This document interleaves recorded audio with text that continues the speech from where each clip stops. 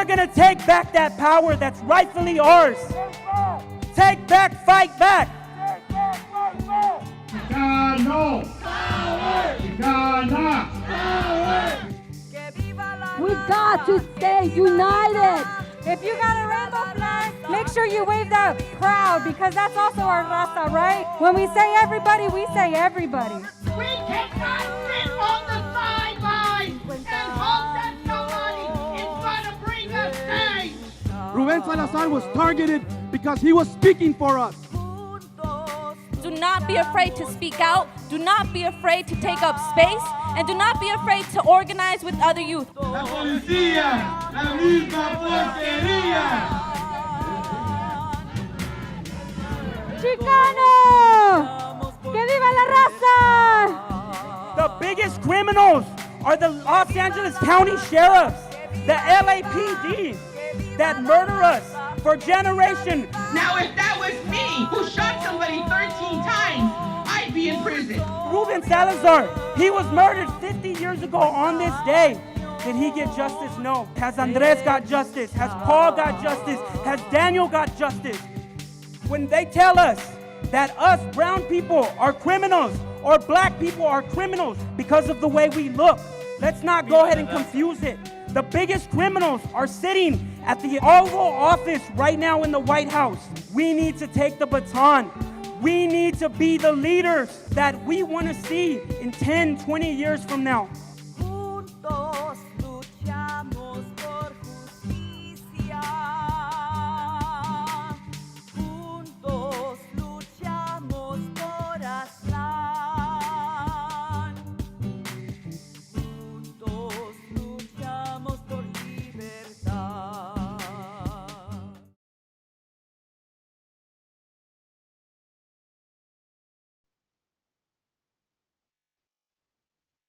Hi, everyone. Thank you for joining us. This is the Freedom Road Socialist Organization panel on imperialism and the history of the Chicano Moratorium. And I'm Sol. I'm going to be your host today, but I'm also joined by two of my comrades. We have Carlos Montes and Luis Cifuentes. So I'm going to go ahead and introduce them. But before I get started, I just want everyone to remember that you can share this. It's available on Twitch and also on YouTube and, of course, Facebook. But if you all have any questions that you want to ask myself, Carlos, or Luis, you can do so in the little comment area. And there's going to be a section where we'll actually be able to answer some of your questions if you have some really good ones. Or all questions are good, right? Okay, and also if you have any questions about our organization, FRSO, right here, you can go to frso.org. Thanks everyone again for joining us. And I'm going to go ahead and introduce the first speaker. His name is Carlos Montes. He is a nationally recognized, respected leader in the Chicano immigrants' rights and anti-war movements. He was a co-founder of the Brown Berets, a Chicano working class organization in the U.S. in the late 1960s and 1970s. The Brown Berets were inspired by and often compared to the Black Panther Party.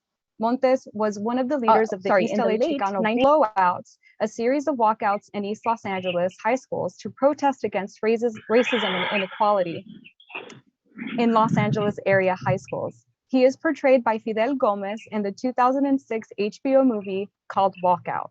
He is one of the East LA 13 who were indicted by a grand jury for conspiracy to disrupt LAUSD. With Brown Berets, Carlos organized the first Chicano Moratorium on December 20th, 1969, the protest against the Vietnam War in East LA. Thank you, Carlos, for joining us. No, thank you very much, Sol, and thank you for Freedom Road Socialist Organization organizing this important panel on the Chicano Moratorium. People always ask, what is the Chicano Moratorium? I know. It's true. It's true. So today we're going to tell people, right? Absolutely. Thank you, brother. Thank you so much. We are also joined by Luis Cifuentes. And just so everybody knows, he is currently working. He works for the public here in Los Angeles, driving school buses. And so he will be here, but he's a working class person who's actually on the job. So you might be able to see him here and there, but he's hearing us and he's going to answer those questions. Luis is a working class Chicano and has been a member of Freedom Road Socialist Organization for 4 years. He became involved in the movement against police crimes in 2016 and joined Centro Community Service Organization, or Centro CSO, after the upsurge of fatal shootings by LAPD and Los Angeles Sheriff's Department against Chicanos. Lewis joined FRSO shortly after and has been active in the Chicano and anti-war movement, carrying the struggle for generations to come. Thank you, Lewis, for being on this panel with us today. It's a pleasure to be here. I'm excited for this. Thank you so much, Lewis. And I'm Sol. I go by Sol, but my full name is Marisol, and my last name is Marquez. I'm a working class Chicana, member of Freedom Road Socialist Organization now for over 10 years. I'm also a brand new mom to a little baby girl, Chicanita. And I began my activism back in Florida, organizing support for 23 anti-war activists who were raided. Some of them were actual FRSO members and some of them were not, but they were all anti-war and anti-imperialist. And so, you know, after the FBI raided them in 2010, I became a member of Freedom Road. And I moved to Los Angeles in 2015 to continue fighting for the liberation of Chicanos and for socialism in the United States. It's awesome to be here and I'll be hosting, but I definitely will not be answering these questions by myself. That's why I am joined by Carlos and Lewis, who are also experts on the matter. So thank you all very much again. And if you're just now joining us, welcome to the Freedom Road Socialist Organization panel on imperialism and the history of the Chicano Moratorium. We are going to be talking about the first ones that happened. And in case you don't know what they are, we will be breaking it down and letting you know what we're up to as Chicanos today. So what we're going to do is do a series of questions, and all three of us are going to have a chance to answer them. So I'll go ahead and start us off with the first one. And we can go in the order that you all were introduced, if that's okay. So we'll go with Carlos, Luis, and then myself in the end, if I have anything to add. Does that sound good? Sure. Awesome. Okay. The first question is, what is the Chicano Moratorium and who are Chicanos? Good question. Thank you, Sol. Well, obviously, the Chicano Moratorium is a series of protests against the war, demanding Chicano rights, Chicano self-determination. I mean, it started in 1969. We'll go into that. But the Chicano Moratorium has been held over the last 50 years periodically, not only in East LA, actually throughout the Southwest, El Paso, San Diego, San Jose. So it is a time for Chicanos to get together to demand our rights for self-determination and to take to the streets and protest, not a festival, you know, but a political protest, and combining it to the issues of today, whether it be education, immigration, or police brutality. Obviously, Chicanos are the people of the Southwest. We can be, you know, Mexican. Some people refer to us as Mexican American, but we have a history in the Southwest, history of struggle, history of culture, and you know, I'll wrap it up right there. So I only got 2 minutes. Thank you. Thank you, Carlos. That's a very good response. I think it's helping people understand what that is, right? Luis, did you want to go ahead and try to answer the question? Oh, and I will repeat the question. What is the Chicano Moratorium and who are Chicanos? I'd say the Chicano Moratorium is an objectively anti-imperialist event, considering that not only did it start with protesting against the Vietnam War because of the high casualty rates of Chicanos in the war, but we are pretty much extending it to the current wars that the U.S. Gets involved in, and that's why it has like a pretty strong stance and has a strong anti-war stance. So I think it is important that Raza and our people get behind this event, especially if they are Chicano, because to this day, the U.S. Military recruiters still go into our barrios and our communities to try to recruit us to fight into their wars, only for us to come back dead or come back with PTSD and among other things, with the promise to give them a better life economically, and they'll pay for their school and tell us a bunch of lies in order for us to join. So this is why we commemorate it every year, to kind of push that back. And what is a Chicano? Originally we described people who were Mexican American, but as time goes on, us as a nation are evolving, and it's extending towards people who are coming from Central and South America. And based on that, they are moving into our neighborhood, our barrios, and all that. So, as generations of immigrants from Central and South America are here, they are becoming more Chicanoized, regardless of their cultural upbringings, you know. And I would like to say that we back our claims as Chicanos and what is Aztlan based on Joseph Stalin's national question.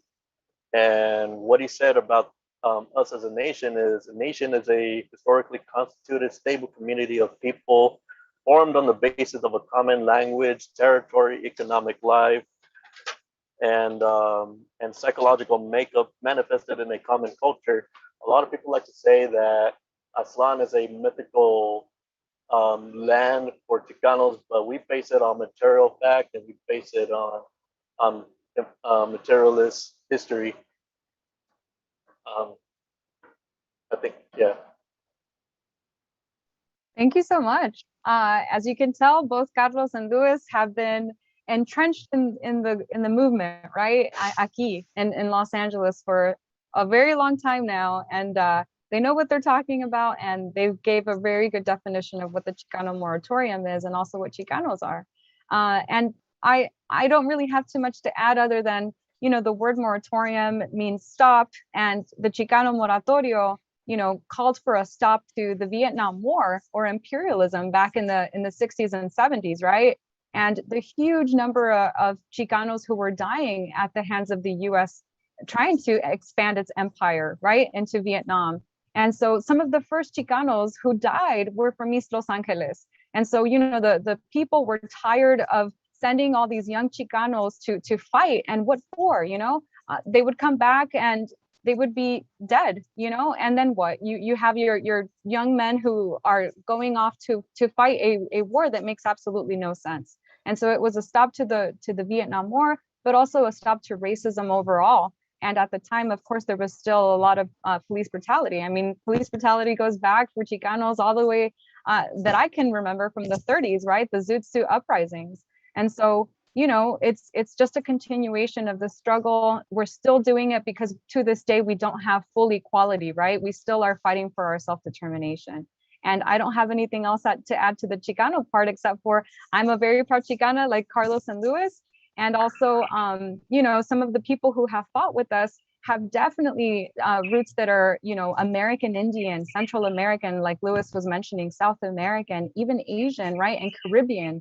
And some of those roots can go back to Los Siete de la Raza, right, a case that was in Northern California, where, you know, Chicanos, and some of their roots were Central American, some of their roots were Mexican, but they were all together repressed by the US government, who didn't care what their roots were. They stamped them with the Chicano staple and they threw them in jail because they were all Chicanos in the eyes of the government, right?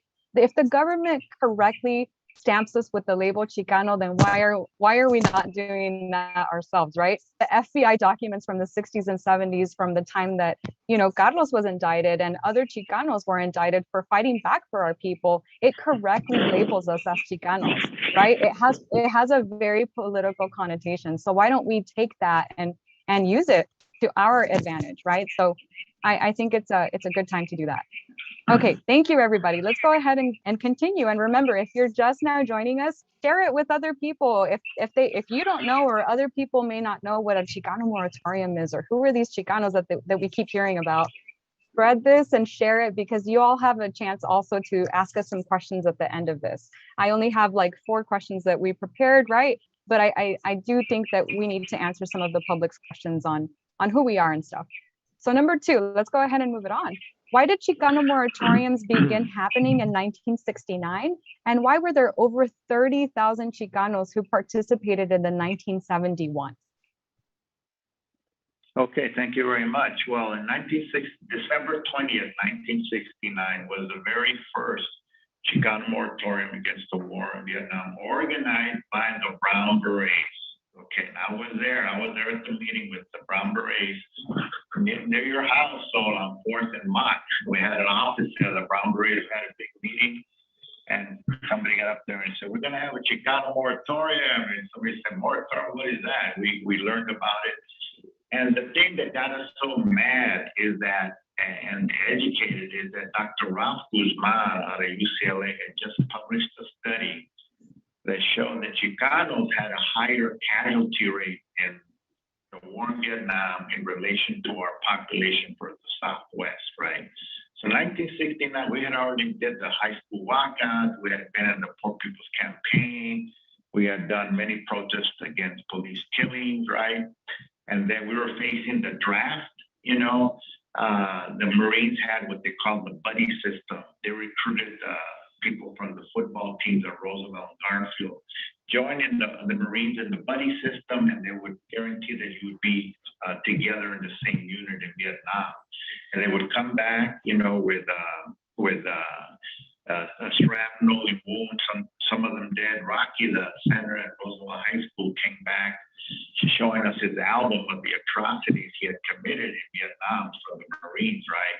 He ended up dying of an overdose of heroin in an abandoned gas station in the restroom, you know, and this was a good-looking, strong guy who was the center of the football team at Roosevelt High School. And the other thing I can add is that the mass media, there was a movie called The Fighting Men of the Green Berets with John Wayne. And they had a song, they just kept playing that song every hour at radio. Back then it was AM radio, right? And we just were bombarded with pro-military media to, you know, and we had a recruiting center on Winter Boulevard off of Atlantic, you know. And like you were saying, so, and Luis, they would target Chicanos and blacks to recruit us. But we had the draft, right? I declared a 1A. The only reason I burned my draft card, many of us started resisting the draft, right? And so we organized December 20, 1969, march from Bow Heights to East LA to the Obregón Park in Loyo. We had a big rally, several thousand people, right? And at that time, it wasn't popular to protest against the war. We got attacked. Oh, you guys are communists, unpatriotic, blah, blah, blah. But we said no, because our homies were coming back traumatized and coffins. And then we became more politicized to learn that the struggle of the Vietnamese people was a just struggle. They were fighting for socialism, fighting for self-determination. So the images and the works of Ho Chi Minh, Mao Zedong, General Giap, who defeated the French in 1954, really politicized us, radicalized us. And so we were not peace activists. We were saying we want victory for the Vietnamese people, right, to throw out U.S. imperialism. So there was another moratorium in March of 1970. And then, of course, the big one, August 29, 1970, where 30,000 Chicanos marched on Winter Boulevard in solidarity with the struggle of the Vietnamese people, you know, bring our people home. And of course, what happened is that at Laguna Park, the combined forces of the sheriff, LAPD, in coordination with the FBI, J. Edgar Hoover, and Nixon, attacked us and brutally gassed and beat the whole rally and the whole community. Right, I was in Mexico at that time because I was forced to flee due to the counterintelligence program. I had already been arrested, threatened with my life, and beaten up several times. But I watched it in Mexico City happening, right? And what happened, there was a rebellion. People were attacked, but the young men fought back. So, you know, it's a legacy of struggle, and I'll just wrap it up there. I don't want to run out of time. Thank you. Oh, I did want to do one thing about Chicanos, right? Because Luis did a very good job of describing Chicanos and the criteria. But I wanted to point out that in the Southwest, Chicanos, we are the working class. We work agriculture, ranch, factories, the mines, or the railroads, right? We're the working class of the Southwest. We create the wealth of the Southwest in construction, service industry. Thank you very much. Thank you, brother. Good addition. And Luis, I'm just going to go ahead and repeat the question to you, brother, también. Why did Chicano moratoriums begin happening in 1969, and why were there over 30,000 Chicanos who participated in the 1971? Not only was the war going on and the high casualty rate going on, here at home, what was also going on was pretty much a school to prison pipeline that has existed for decades before, and there was also brutality against our people too, police killings, and just talking to some old timers that still live in East LA, that kind of stuff was not even being talked about. Like a lot of people did not believe that police brutality was a thing. I feel like it was bound to it was bottling up, and it was bound to blow out. And it happened in the Chicano Moratorium, and it says a lot in the 1970s, based on the fact that a lot of different people from outside the state came out to East LA with the main demands, including folks from Colorado in the Crusade for Justice. And I remember seeing pictures of like Russell Means from American Indian Movement being in the march in 1970. So things like that are pretty inspirational, that a bunch of people from different nationalities came together for a premise of being against the war. So yeah, and then as the brother said, like it ended because the sheriffs and Galapidi came on upon protesters with tear gas, riot gear, and all that. But yeah. Thank you so much, Luis. And I will say that I don't have too much to add. I love that, you shared, Carlos, that, the December 20th, 1969, very first Brown Beret Chicano Moratorium organized event was near my house. That's so cool. I'm going to have to go over there and think about it very differently now, because I've seen the videos, right? I've seen you marching, and it was raining, right? So it's amazing that, we can have that inside perspective of somebody who was actually there during the very first one, right? So I really appreciate your comments on that and bringing it back to perspective, right? I think the only thing that I would add is that, there was a culmination, a series of different things that happened for it to escalate into 1970, right? We had 1967, Che Guevara was assassinated, right? After this amazing liberation struggle that happened in Cuba, right? Like Chicanos were paying attention. We were saying, look at this. This is Cubanos taking power and the working class freeing itself, a successful revolution. And Che Guevara became the championing of this because he went on to fight in other nations, right? Against US imperialism or imperialism as a whole. And so, we knew who the enemy was, the US was at the front of that. And so that was inspiring to Chicanos. 1967, like Carlos said, in 1968, the Chicano walkouts happened, and Carlos helped lead those, right? It's pulling on those chains at the high school that's right in front of where I'm living, right? And then in 1969, the very first ones being organized. So of course, in 1970, it made sense that it would be at the height of our movement, right? This is when everybody was coming out to the streets. There was no avoiding it. There was no avoiding the fact that we were Chicano, we were loud and proud, and it was people coming out to say it very, very proudly. Again, the FBI documents also say that we're Chicano, right? So we really need to take it back and embrace it and reclaim it, right? Like there's a lot of people who are trying to reclaim different words. Why not our nationality, right? It makes sense. And so I think that's it's amazing to be able to recognize that. And y'all, something super important to remember, that in 1970, there was no Twitter, there was no Instagram, there was no TikTok, right? So how were people organizing? Carlos, you know that more than us, right? It was through phone calls, through popular word, through el radio, right? I mean, you can probably give us more insight, brother, on that one, right? How did y'all organize for that? Yeah, face to face, you're right. That's a trick. No, we would get in the boundary, we would get in the car, 4 or 5 of us, we go to in a round circle. We go from Bow Heights to Lincoln Heights, then Sereno, back to East LA, back to Ojai, meeting people in person. You know, how do you organize? You got to talk to people one-on-one, face-to-face, look people in the eyes, let them look at your face to see if you're honest with what you're saying. You know, all the social media is awesome, but it's not really organized. It just gets the word out, it mobilizes people. That's how we did it. We didn't even have like you said, a phone, you know, and we had a landline, right?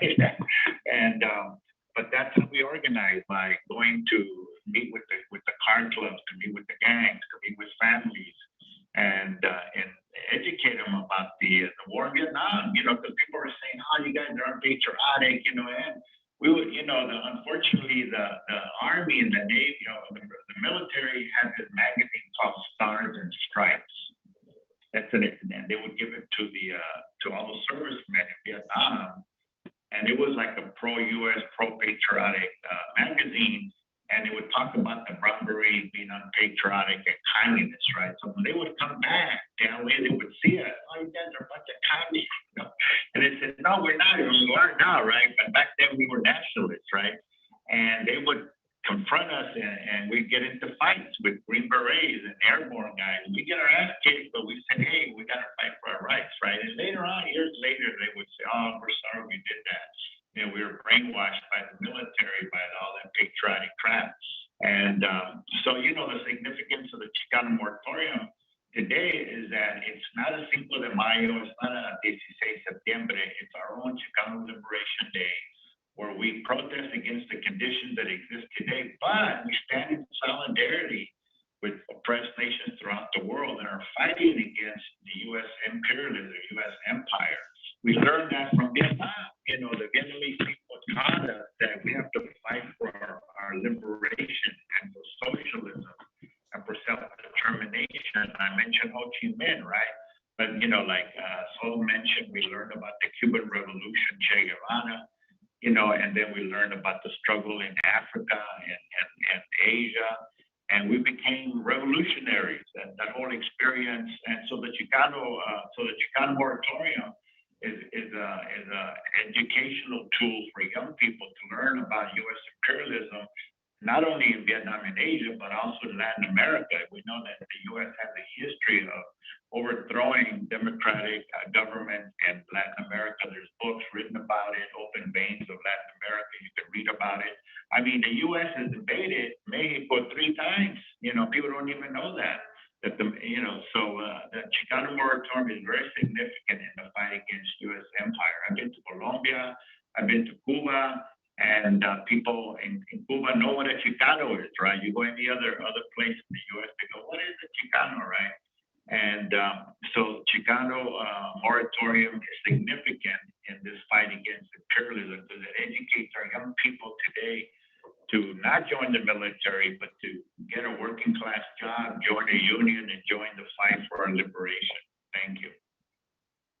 That was awesome, Carlos. Thank you so much. As usual, it's really important to remember the history, right? Because it helps us be in perspective of where we are today and why we're treated the way that we are, right? It all, Lewis used the phrase earlier, but it's historical materialism, right? Some of us communists like to use those words. It basically just means we remember the past because it affects our future, right? Or our current state. That's actually what it means. So thank you again, all of you, for answering this question. I'm going to go ahead and move it along.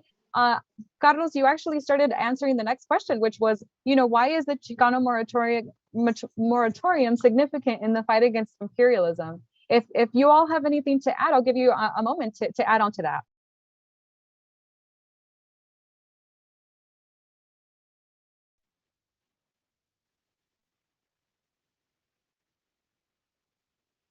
Well, I mean, today, with now that the U.S. and NATO is out of Afghanistan after 20 years of occupying Afghanistan,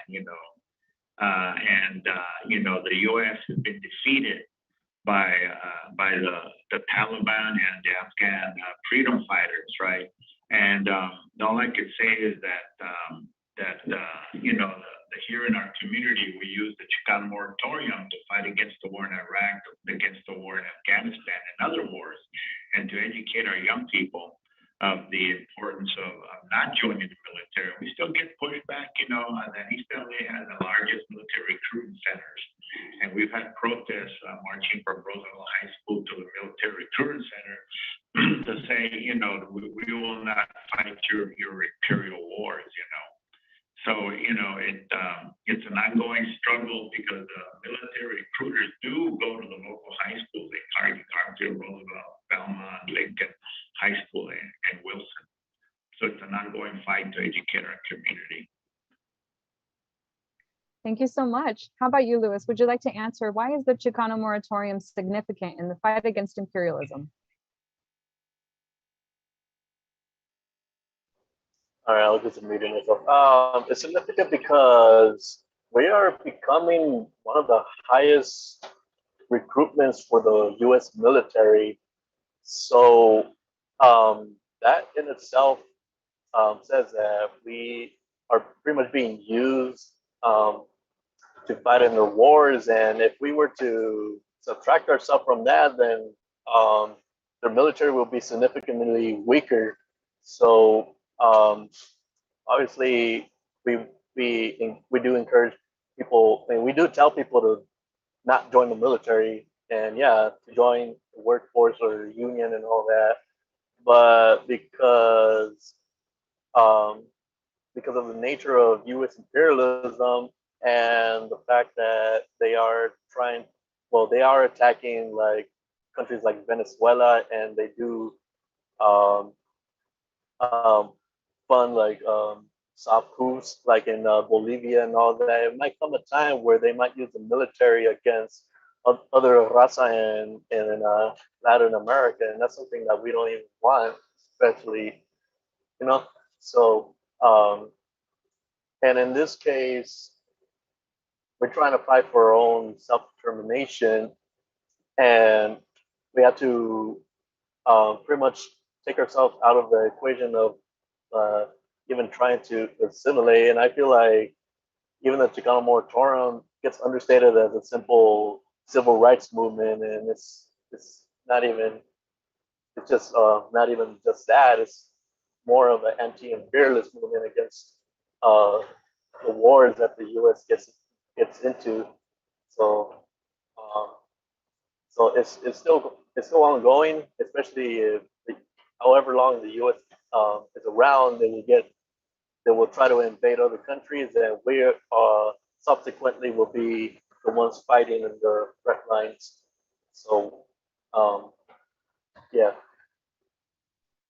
Those are great responses. Thank you, Luis and Carlos. Again, the question is, why is the Chicano Moratorium significant in the fight against imperialism? It began as a movement against the invasion of Vietnam, right? And like Carlos said and Luis said, Ho Chi Minh and the people of Vietnam showed us that you can fight against it and win, right? Because let's be honest, the U.S. lost.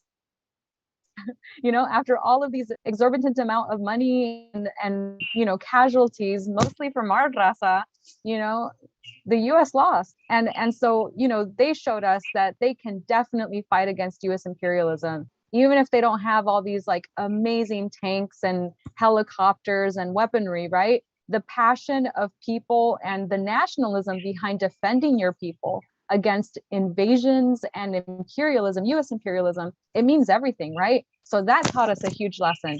And I think that also resonated with our people back in 1970, right? That's why 30,000 came out, and that's why a bunch of allies came out, right? Because we understand that there's one common enemy, and that's the U.S., right? And it's imperialist ways of trying to expand its empire, right? Its capital, its money. And so I think it's very important to bring it back. Carlos said it earlier, but we would like to have a festival, but we can always do festivals, right? Like we can do El Cinco de Mayo, like Carlos said. We can do the liberation and revolutions of Mexico and Central America on September 16th, right? But Chicano Liberation Day, or also known as, August 29th, that's a different day. That has to come back to being anti-imperialist. And I think that's what we're going to keep doing is what I think. Okay, y'all. So if you're just now joining this talk by Freedom Road Socialist Organization called Imperialism and the History of the Chicano Movement, or Moratorium, I'm sorry. It's turning into the movement también, right? But if you're just now joining us, please share this so that other people can find out about what is the Chicano Moratorium, who are these Chicanos that we keep hearing about, and y'all will have a chance to ask us questions. Actually, we're already seeing some questions, so we're going to move it on past this other one that is already pre-planned so we can answer these new questions, okay? So thank you again for joining us. If you're joining us on YouTube, on Twitch, or on Facebook, thank you. We are Comrades from Los Angeles chapter of Freedom Road Socialist Organization. And on Sunday, this past Sunday that just happened, we were involved in the 51st commemoration of the Chicano Moratorium. So we're in the struggle, and we're not just sitting around partying about being Chicano. We're actually trying to free our people, and this is what we're up to. So question number 4 for Carlos and Luis. Now that August 29th is referred to as Chicano Liberation Day, where is the Chicano fight today? Absolutely. Well, the Chicano fight today is in the streets, in the factories, in the schools, fighting for our rights. And thank you, you're right. This Sunday, August 29th, so we're out there in the middle of Bitter Boulevard with young people, with families, with parents, right, with union members, and chanting Chicanx power. And we added the X to be all inclusive to the whole family, the whole neighborhood of the gay community, right? And the fight today is, here in the Southwest, organizing against police killings. We had Anthony Vargas family. We had the David Ordaz family on stage marching with us, denouncing Sheriff Alex Villanueva and the banditos that are killing our folks. We had parents fighting for public education against privatization. We had Maxine Waters come out in solidarity.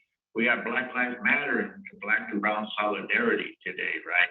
So the fight today is on the ground on the issues of that affect our people. But the main theme is Chicanx power, Chicano power, self-determination. And August 29th, Chicano Moratorium is our own Chicano Indigenous Day of Liberation. It's not Cinco de Mayo, like I said, it's our own day where we come out in the streets. It's not a festival like some of the other folks are celebrating with dancing and music. We could have that, but the main thing is that we got to go to the streets and demand autodeterminación in Spanish, right? Chicano power is the popular way of saying self-determination. The struggle continues. I encourage everyone to join Freedom Road Socialist Organization, contact frso.org, and read articles of the Chicano Moratorium that we've written this year and the last 10, 15 years. Fightbacknews.org, Google or search Chicano Moratorium. You'll see editorials, articles, photographs of our struggle. So again, the Chicano Moratorium is our own liberation day here within the belly of the beast, and fighting for self-determination. Thank you. Thank you so much, Carlos. That was a very, very good response. And just to repeat the same question to Luis, now that August 29th is referred to as Chicano Liberation Day, where's the Chicano fight today? Yeah, Chicano fight today is based on social issues that we still face as a people here and across the Southwest. Like Carlos said, that we still face police terror. We still face ICE and Border Patrol deporting our people, among other things. And Chicano Moratorium will only continue to stay relevant if we still connect these issues to the Chicano Moratorium and the basis of the bigger picture of fighting for our liberation and self-determination. Maybe in the future, people will come to the conclusion that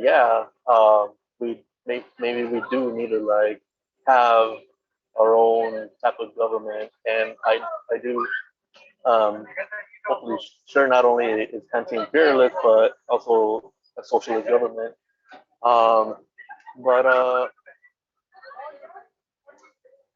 Let's see what else I could add to that.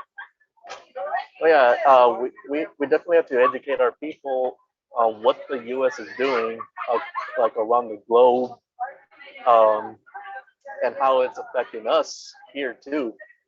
Um, the U.S. military is like one of the biggest polluters on the planet, and it does exaggerate the changes that is happening regarding climate change, and it does affect us here, like extreme climates and all that. But overall, this is what else I can add to that.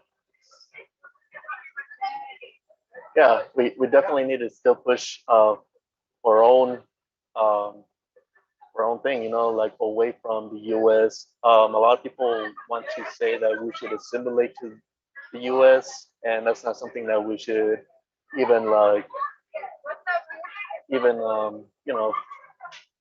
yeah, that's something that we should not support. We should be supporting like our own nation, which is Aztlan and all that. Yeah.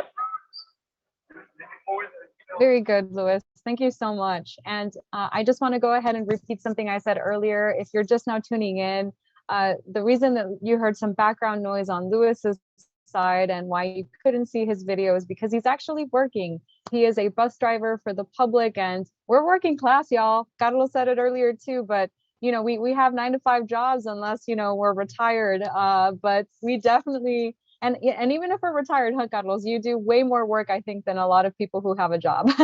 I'm just joking, but also you do a lot of stuff. But that's also why Louis, you couldn't see him, and also why you heard some students in the background. So thank you, Louis, for joining us. Despite having your job, we can still make it happen, and Louis is proof of that.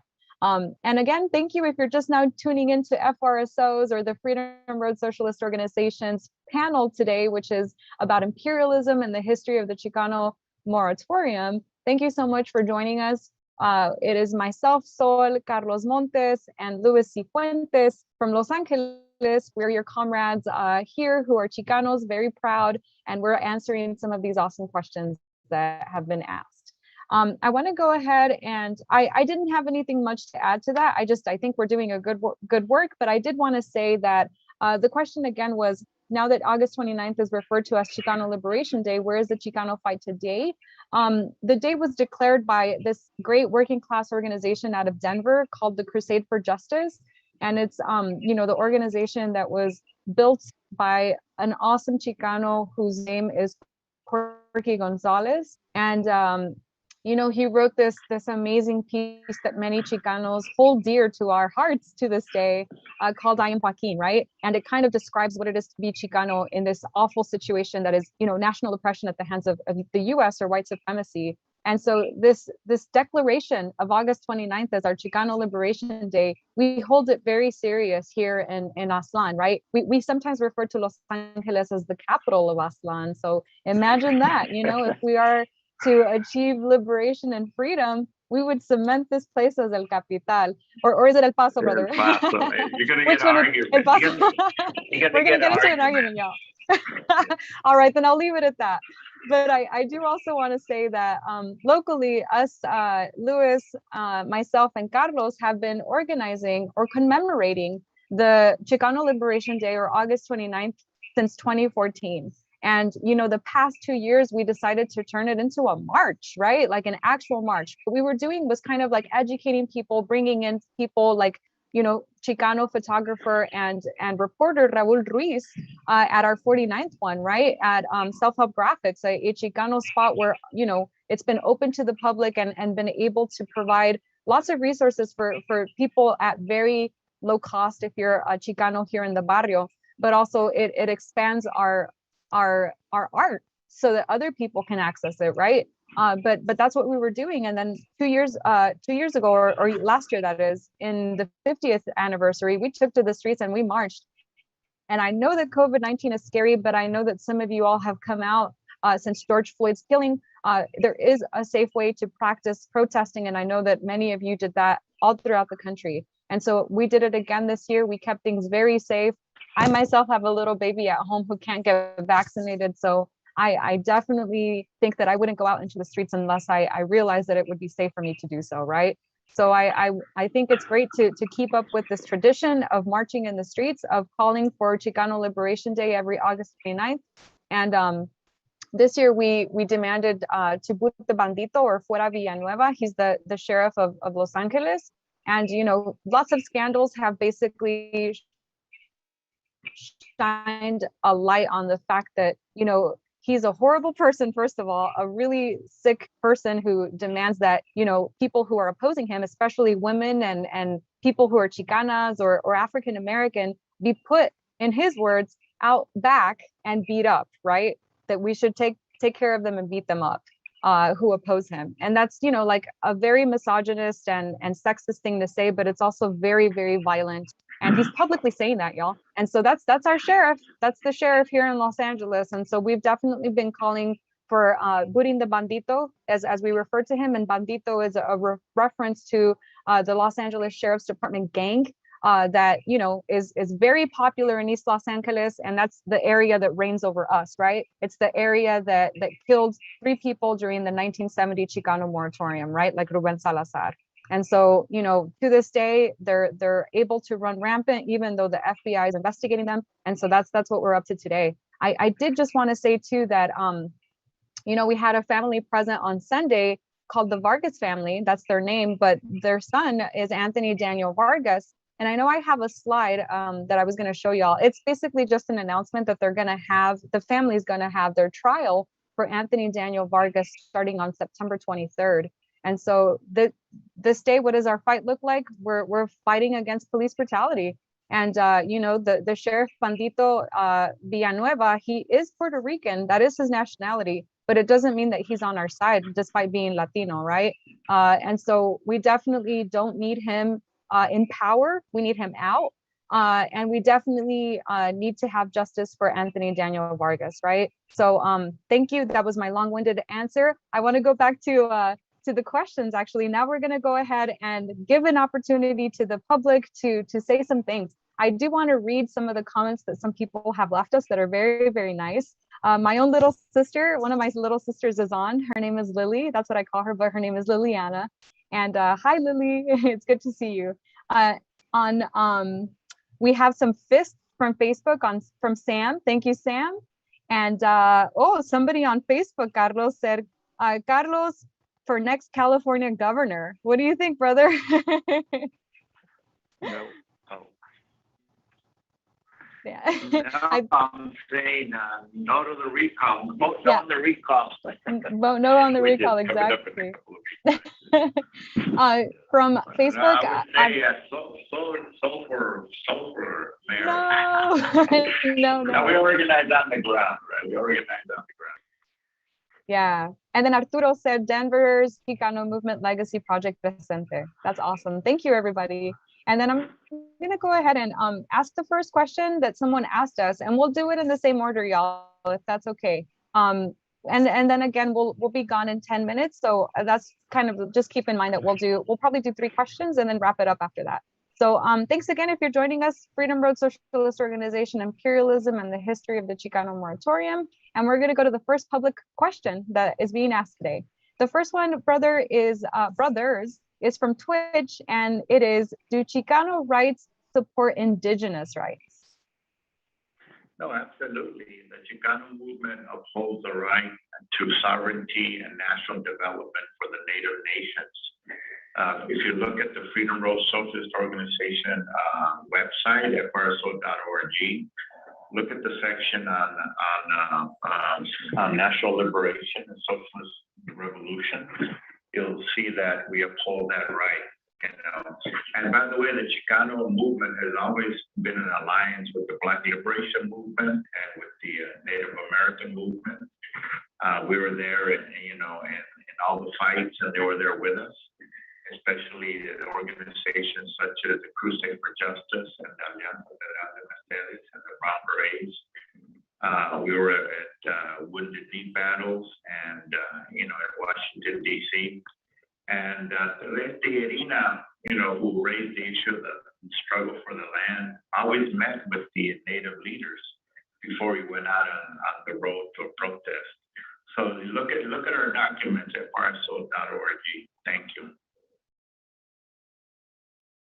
Thank you so much, Carlos. And the same question for you, Luis, is do Chicano rights support indigenous rights?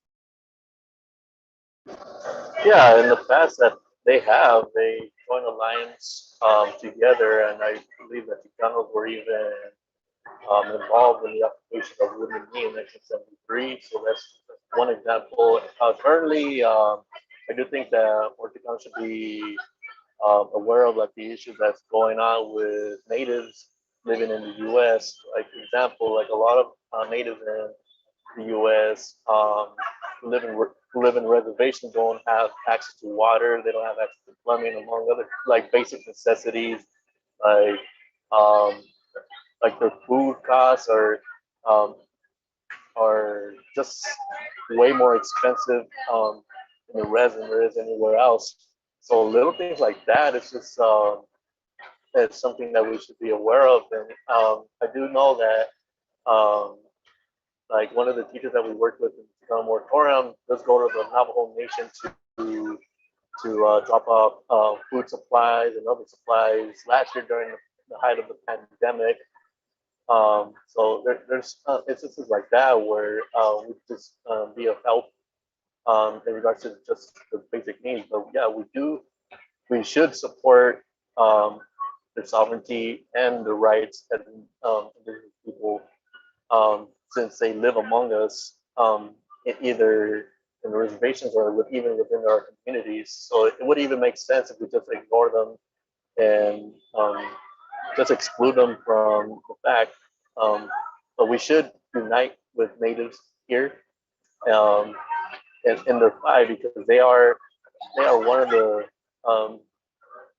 the few group of people that are always constantly being attacked by the U.S. Like right now, they're building like a giant oil pipeline in Minnesota, and I started looking into native rights and all that after the Dakota Access Pipeline that was happening in 2016.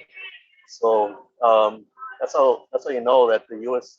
to this day still steals and robs native people off their lands and push them away, and the countless treaties that they violate throughout the years since the U.S. has expanded out throughout the Southwest. But yeah, we will continue to support them, and we should support them. Thank you so much, Luis. Just like Carlos and Luis said, Chicano rights, we definitely support indigenous rights, right?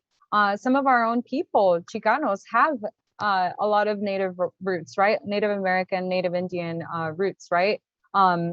They, like Emma Tenayuca, one of my favorite Chicana communists from the 40s, she had Comanche roots, right? She was Comanche, and her people never lived anywhere else except for where she was from, right? And so the border was drawn by these rich, powerful people who didn't consolidate everybody living on the land. Like, hey, do you want to become part of the US now? Because, Mexico and Spain were ruling you. They never consolidated. They just draw the line. That's how imperialism works, right? That's how colonization works. They go set up their tent and their powerful army, and you're trapped, right? And so, we've all been trapped here together, and people keep coming across the border, but also a lot of these American Indian tribes have been here for the longest time, right?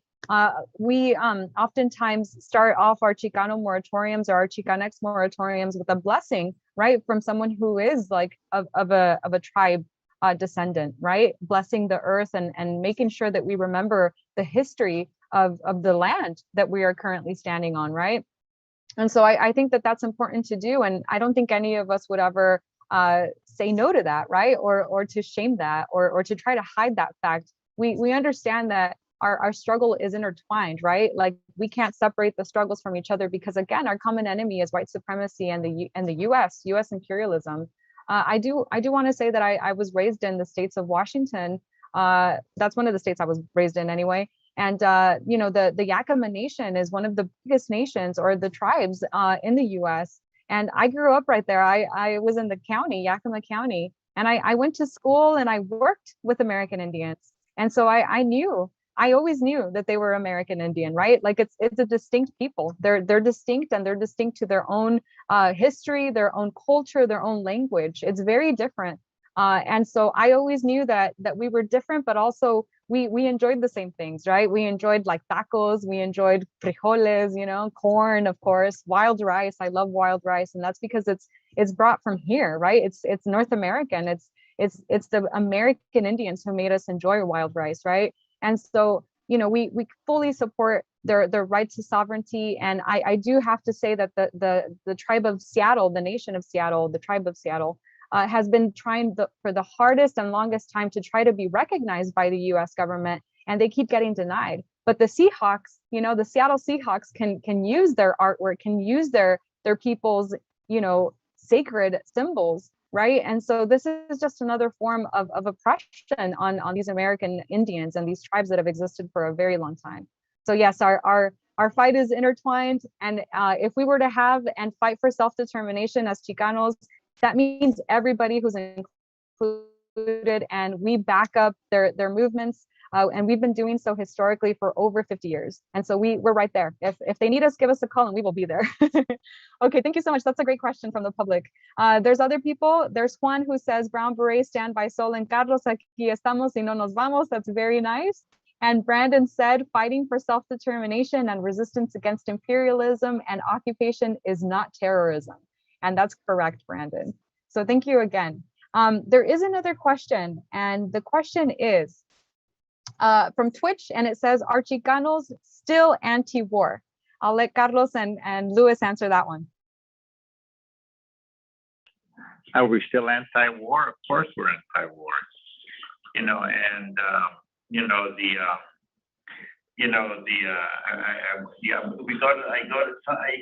before COVID, I used to go to the Veterans Reform Wars post. I won't say which one because they have good dances, right? And you know, we have people from the Vietnam War, some Korea, but Iraq and Afghanistan. And you're right, I ran into one older guy that I told him I was Chicano. He goes, I'm Chicano too. He goes, oh yeah. And he goes, but I'm also Lupiano Apache. And he showed me his Apache certificate badge, you know, but he identified as Chicano, right? And I told him who I was. And he goes, yeah, you know, and he was an old timer. He was actually in the Korean War. He said, yeah, we got to fight against these wars. So the Chicano movement, we're definitely anti-war. We're anti-imperialist.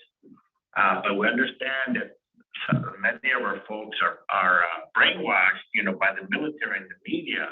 And we have to talk to them and organize with them, not isolate them, you know, because some of them are recruited into the military and they come back all traumatized or misinformed. I'll take back the word brainwashed, right? But misinformed. So we work with, you know, as a matter of fact, the senior center right there in Salazar Park, they have like a veterans, many of the seniors there are veterans, right? And I told them about the moratorium, what we're doing, and they were out there supporting us. So, you know, even though they're former veterans, they understand that we have to fight for freedom and equality for Chicanos. And they understand when we say we're against the war because they were in war and they saw the war, they saw the atrocities, the killing of innocent civilians as well as their own soldiers being killed. So yeah, we're definitely anti-war. Thank you. Thank you so much, Carlos. That was a great response. And Luis, the question again is, are Chicanos still anti-war? I'd say for the most part, yeah. Like Carlos said, that some of our people do get brainwashed because all the media and all that they consume, like video games. Like I know Call of Duty plays a vital part in that too. Things like that.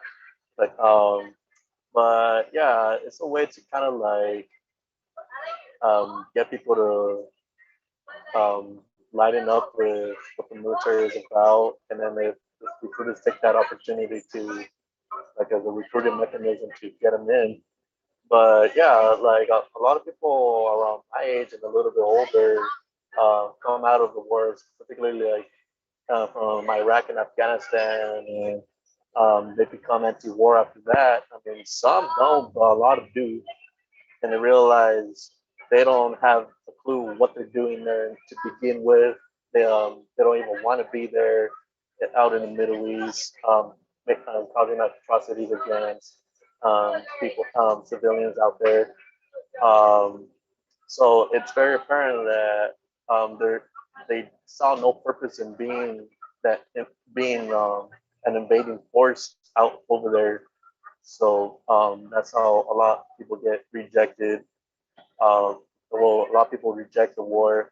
And another thing is, a lot of people join the military to begin with because they have no other option staying at home because there's no jobs and they can't pay for school.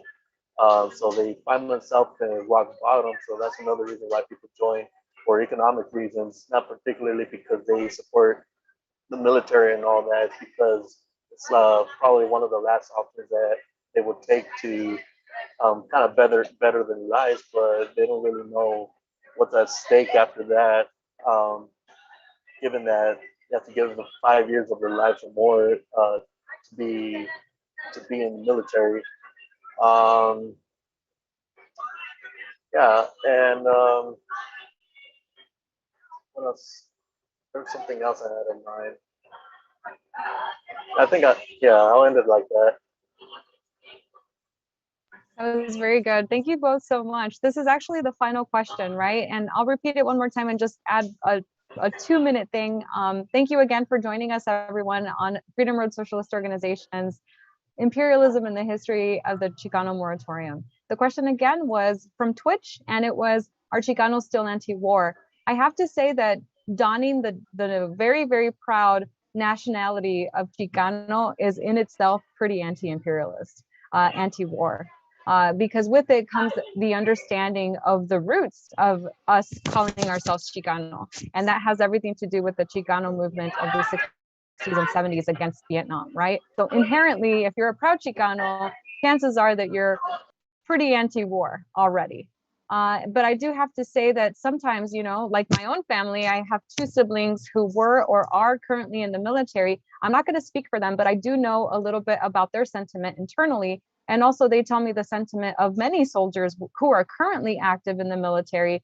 And, maybe we might talk a lot of crap about, people in the military. Oh, they're just a bunch of robots. They do whatever they want. But a lot of our great leaders who are currently anti-imperialist as heck are old soldiers who were very much anti-imperialist while they were in Vietnam, right? And so I think that, Lewis was talking about it too. People join the military not because, they're pro-war or pro-US or whatever people want to say. It's because sometimes it's the only option out of poverty. If you want to eat, it's your only option sometimes, right? They know what they're doing. The powerful US knows what it's doing by recruiting our poor people who are Chicanos and African Americans and indigenous, right? I also have to say that Vanessa Guillen, the Chicana that was killed in Fort Hood, Texas, she was disappeared, that rise in our movement as Chicanos and our rise against the US military and what it does to our people when we join the military, right? Vanessa Guillen was not properly handled when she reported that she was being sexually harassed and that she was, being aggressed against. And what happened to her? The military swept it under the rug and she disappeared. And so we have, we're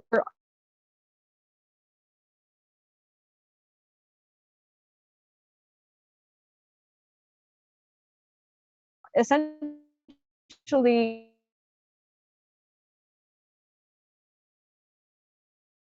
feedback. Again, thank you. You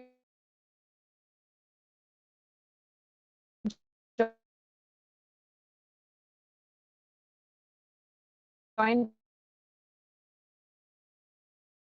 us.